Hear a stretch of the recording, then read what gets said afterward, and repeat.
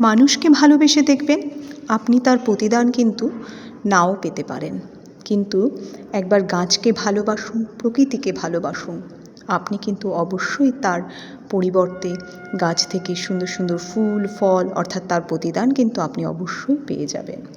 তাই বলবো প্রত্যেককে, গাছ করুন, গাছকে ভালোবাসুন। এই যে দেখছেন আপনাদের সামনে, এগুলো হলো আমার ইনকা গাদার গাছ। ছোট ছোট চারাগুলো নার্সারি থেকে এনে মাটি গোবর সার দিয়ে পটিং করেছিলাম, আপনাদের সামনে সে ভিডিও শেয়ার করেছি। তারপর প্রতি সপ্তাহে দিয়ে গেছি পাতলা করে খোলের জল, একটু বড় হবার পর করেছি পিঞ্চিং।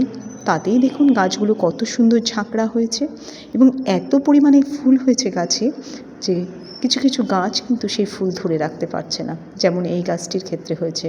দেখুন ফুলগুলো এতটাই বড় হয়েছে যে ফুলের ভারে ডাল পর্যন্ত ভেঙে গেছে ফুলের বোটা থেকে। বন্ধুদের বলবো, বন্ধুরা অবশ্যই আপনারা কিন্তু গাছ করুন।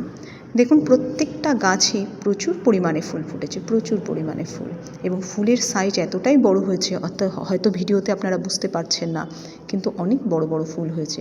এমনকি ফুলগুলো এখনও পর্যন্ত কিন্তু ফোটা অনেকটাই বাকি রয়েছে।